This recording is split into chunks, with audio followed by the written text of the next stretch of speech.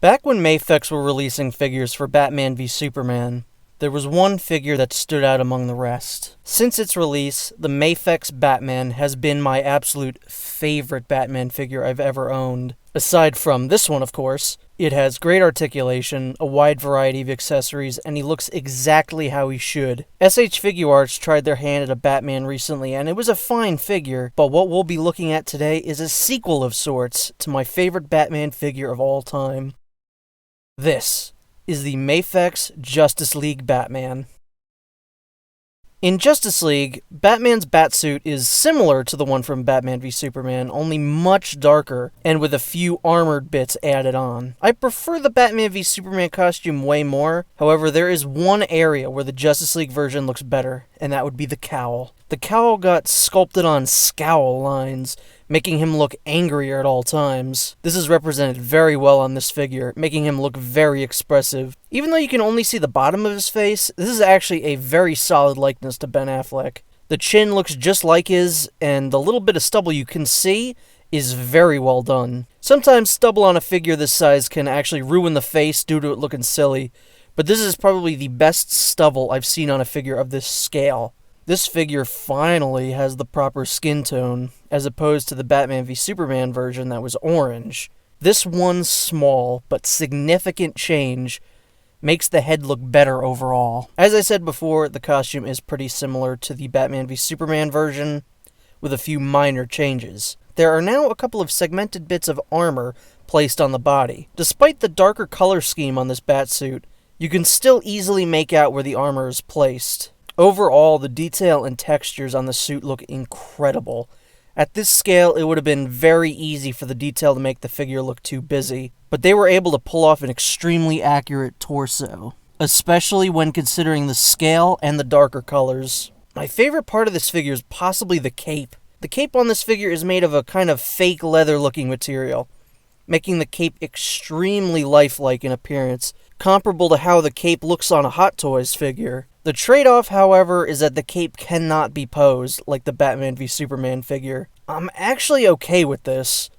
I love being able to pose the cape on the previous figure, but I'm just in love with how this one looks. The torso and proportions themselves look very similar to the Batman v Superman figure, which makes him look a lot more lean than how he actually looks in the movies. This is one area that the Figuarts is actually more accurate. The Figuarts is a lot stockier looking, kind of like the Dark Knight Returns, which this version of the character is based on. Thinning him down makes the figure look sleeker and more comic-esque, which I'm fine with, even if it's not exactly accurate to the source material. In terms of articulation, he is exactly as you would expect from Mafex at this point. Nothing hinders his arms, legs, or waist. The only problem area lies in his head. His head can move side to side just fine. It can move up a bit, but cannot move very far down. The neck piece is hindered where the cowl meets the cape. As for his accessories, he comes with these two open hands, two hands to hold the grapple gun, and the grapple gun itself, two hands to hold batarangs. The figure comes with 3 batarangs as well.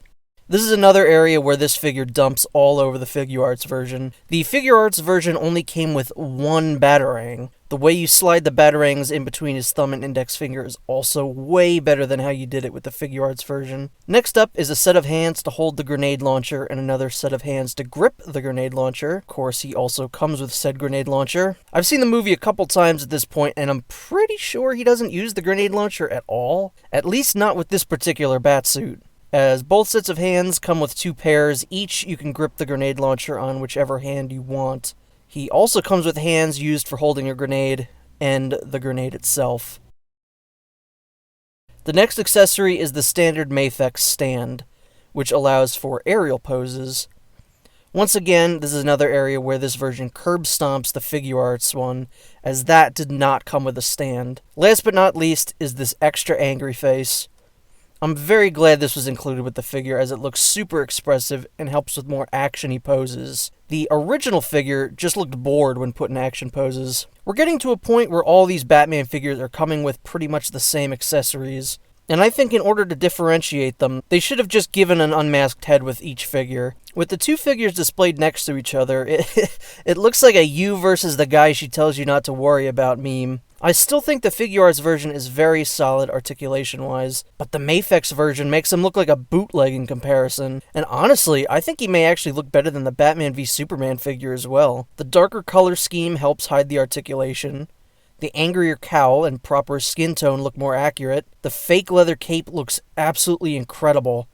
All these properties make this figure feel like an extremely well-polished update of an already amazing figure. As of right now, he has easily overthrown the Batman v Superman figure as my favorite Batman figure of this scale. So if you missed out on the initial BVS figure, or just want a figure based on his look in Justice League, I don't think I could possibly recommend a figure enough.